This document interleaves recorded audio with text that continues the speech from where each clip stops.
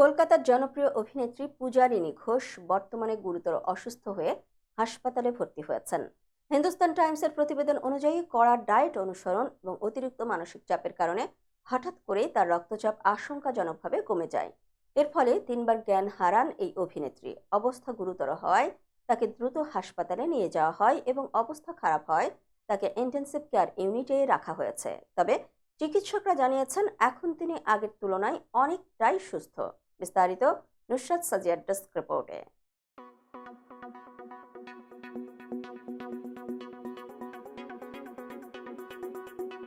Tollywood ইন্ডাস্ট্রির পরিচিত মুখ পূজারিনী ঘোষ।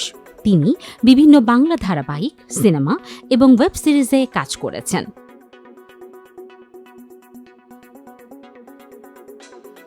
পূজারিনী শুধু টলিউডেই নয়, বলিউডেও কাজ করেছেন।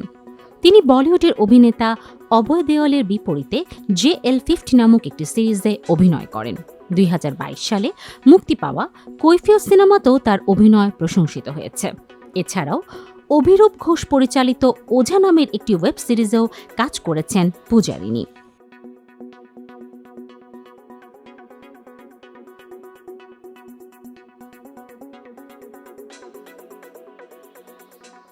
সম্প্রতি এক সাক্ষাৎকারে পূজারিনী জানান, তিনি শুধুমাত্র প্রচারের জন্য কাজ করতে রাজি নন।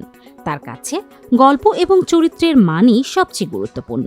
তিনি এমন কোনো কাজ করেন না যা তার ভালো লাগে না। চরিত্র এবং গল্প পছন্দ হলে তিনি অভিনয়ে আগ্রহী হন।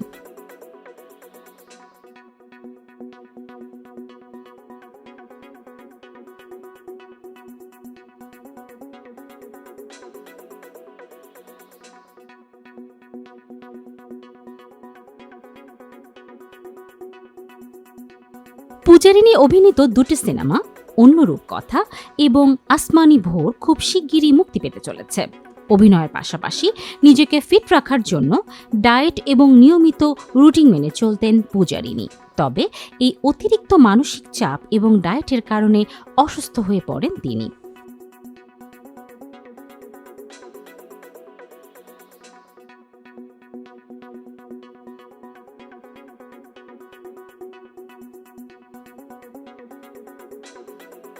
পূজারিনীর এই অসুস্থতার খবর ছড়িয়ে পড়ার পর থেকেই ভক্তরা উদ্বেগ প্রকাশ করেছেন এবং তার দ্রুত সুস্থতার জন্য প্রার্থনা করেছেন।